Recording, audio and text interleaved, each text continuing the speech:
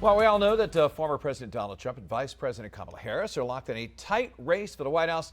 The race for the majority in the Senate appears just really too close to call. Flipping only a couple of Senate seats could change the balance of power in Washington, and Maine is one of the states with a decision to make for U.S. Senate. Joining us now is our friend and colleague, Greg Lagerquist. So the three candidates. Good morning, Greg. I feel like you guys have fun on this show, and here I am to bring the party down talking politics. I know. Anyway. Especially after staying up till like midnight doing the 11 o'clock news last night. Right, but that's I get up early on Fridays. I get up early for a talk show on our radio partners at News Radio WGAN to talk politics. So I'm used to getting up early. This is just one extra bonus week. I know. Yeah, that's true. I'm wearing a ball cap and pretty much. Yeah. So I'm trying to look fashionable for you guys. Well, anyway, bring us back to last night for anyone who maybe missed the Senate debate. You know, how did things go yesterday? I think it went really well. And I think one thing that struck me is how, quite frankly, it was cordial at many moments. I think going into this debate, obviously, it's a four-way race. It was a three-way debate. There is a fourth candidate, Jason Cherry, who didn't qualify for our debate based on our long-standing criteria. Polling, for example, he's at less than 5%, so he didn't qualify. But we expected some fireworks. I think we got some on issues. Inflation, for example, was a key issue where there was some fireworks. But at other points, there was sort of some agreement on things, which I thought was interesting to see. So I really think it was an hour-long debate. I think Demi Kouzounas scored some points where she wanted to on some issues, like, for example, inflation. And I think Angus King was the guy that people here in Maine feel like they know, frankly, right? He was governor for 8 years, long before he ran for U.S. Senate. He's been a U.S. Senator now for 12 years. So I think that viewers feel like they kind of know they know who the guy is. And so I think he reaffirmed, that sort of mixture of intelligence and folksy charm that he's come to be known by, and I think we saw that on display last night. David Costello, you see on camera right there, he had some work to do. He sees the Democratic nominee, he's got some work to do. Now the three candidates clashed on issues like inflation and the economy. Let's take a listen. The stock market is at record levels, but I don't think people are feeling that in their daily lives. We've brought the inflation level down to under 3%, so that's been calmed. I think the opposite is true. If you talk to the average Mainer, the people that are struggling every day. Yeah, that was interesting because the specific question was, look, let's talk about inflation. Why should the voters trust you on that issue of the economy? But we started it by saying, do you personally feel better than you did 4 or 6 years ago? And David Costello and Angus King said, yeah, we quite frankly feel better off. And the stock market's at record levels. There's unemployment's down. But Demi Kouzounas zeroed in on inflation and saying, look, I don't think the average person does feel better off right now because of inflation. And she pointed out that, people are paying 20% more. I think she misspoke at one point saying that inflation's at 20%. I think she meant to say, and we clarified that during the debate, 20% since the pandemic. Like the cost of a gallon of milk or eggs is up on average 20+% since the pandemic. So I think she had a chance to score some points there, and she tried to. All right. Well, the candidates also shared their views on abortion, all three supporting Roe v. Wade.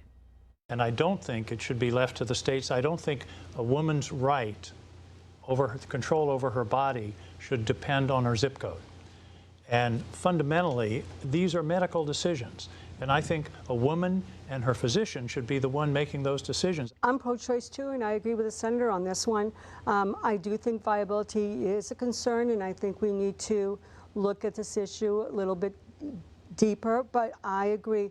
But let's give women true choice. Let's give women better economic opportunities, free birth control, free IVF. We could have codified Roe v. Wade with a 51-vote margin, but he, as I understand, was against removing the filibuster rule on that particular piece of legislation.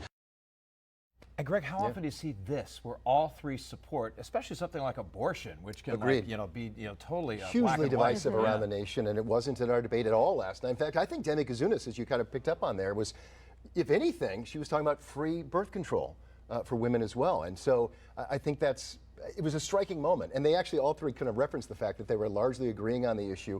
There was a quick conversation about whether or not you should kill the filibuster. That's what David Costello was referring to get, maybe codify essentially Roe v. Wade into federal law. And Angus King has said, no, I don't believe in killing the filibuster, even if, his line was, be careful, because the things you change rules for to get what you want this time, it's going to bite you the next time. So, he was against that. So, and that came out in the debate as well last night. All right. So also on the debate stage, the three candidates sparred over their takes on immigration reform. Why would you be okay with women being killed by illegals coming across. We want more immigration. Let's do legal immigration like my parents. Instead of 1 million a year, let's go 3 million a year. I'm fine with that. At least we vet the people. These aren't people that are coming over the wall or swimming the river. These are people who are presenting themselves at ports of entry saying, I have a credible fear of persecution in my home country. That's being abused. And I agree that I'm delighted to hear openness to legal immigration, because that's what's built this country. The immigration system is broken. And so I think the bill, whatever comes about in the next Congress, if there's any area where there's likely to be significant bipartisan support, it's coming up with a credible bill to address the broken immigration system. And again, Greg, it's not like they totally disagree with each other on this. They all agree there's a major problem that needs to be fixed. Yeah, and frankly, that's where we're at nationally, right? I mean, everyone says the immigration system isn't working, but Angus King is right. Our current system is show up at the border, declare that you are fleeing persecution, and you become a legal asylee. You're assigned a case number, and you're into the country. That's a legal person. You're legally in the country. And I think all sides of, this is a problem that the nation is not fixing currently, quite frankly. But let's make no mistake. I mean, we have a massive crisis at our border. It's a humanitarian crisis, a refugee crisis, and a border security crisis. And frankly, there was a lot of agreement in general about that, even last night, even though they definitely had. I mean, Demi Kouzounas, for example, is quicker to sort of say, look at the policies of the last 4 years. This has been a major problem, and increasing that number. And certainly there's a debate around that. But they were all agreeing, yeah, this is a problem we got to fix. And so far, there's been no concrete plans to fix it. Right. All right. Senator King also shared in his closing statements that he was originally not planning to run for re-election. Well, I think what I've learned and what we've been discussing tonight is we can only solve these problems when we talk to one another.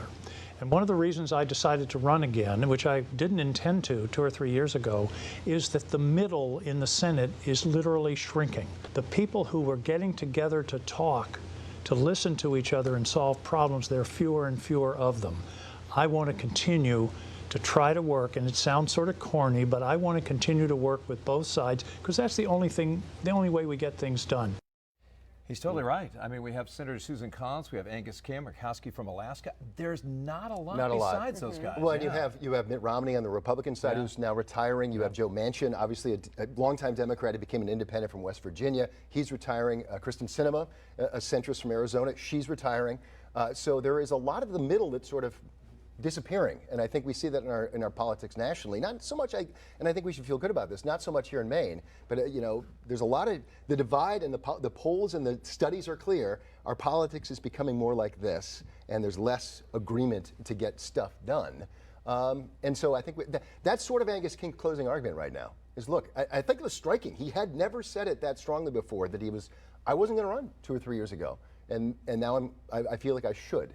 And another point to make on that is Angus King is 80 years old. Yep. He'll turn 81 early next year. He will officially then become the oldest person ever to serve Maine in the United States Senate at that point. So we actually did ask about his age because we thought in the context of what happened, obviously historic changes in the presidential race earlier this year. And he joked that he's a year younger than Mick Jagger. So all the candidates agreed. We got that out of the way fairly quickly. That it really is up to the individual how much age is weighing on people. But it's certainly something to note in this race. Yeah, we asked him about it as well here on Arc Maine. Right. I think he made the same joke. Yeah. Yes, he did. And so Senator King added that from his perspective, bipartisan bills last longer. But we did hear from Costello earlier saying that he puts too much of a focus on bipartisanship. Well, that was his debate of why a Democrat who's Angus King, obviously he caucuses with the Democrats. He always has. He's an independent, but he's essentially a functional Democrat as far as it works in the United States Senate. Costello's argument is he's too passive when it comes to some of these policies, which is why he claims that voters should go with a Democrat. I think if you look at the numbers, obviously everyone can look at the polls here. It'd be surprising if Angus King did not win. The question for me is, does he get to 50% in the first round of ranked choice voting to win outright or not? That's what we'll find out in election day. Sure. And the big question is, too, is who is going to control the Senate? Because, I mean, let's be honest, I think Senator King's going to win. He's going to win. I think the U.S. Senate flips. Right now, Democrats have a 51-49 majority because all 4 independents caucus with the Democrats. I think they're going to lose At least one of those. West Virginia's gone. That's going to be. Yeah. And I think John Tester is in a lot of trouble in Montana as well. So I think if I had to guess today, I think the Senate does flip. There's a lot of races that are kind of surprising, doing like in Nebraska too. There's Yes, some that right. are like closer than people thought. Right, In Texas, is as a little well. closer Yeah. than I think a lot of. Although Ted Cruz always seems to run into trouble, frankly, but it always seems to in the end win. That one's a close race. It is a too. close race. All right, we only have so much time with Greg, but by the way, the candidates tackled many more issues, including the war in the Middle East last night. If you'd like to hear more, you can watch the entire hour-long debate on our WGME YouTube page. Also, that's where you can find the candidates' separate interviews, extended interviews with us here on ARC Maine. So scan that QR code right there on your screen.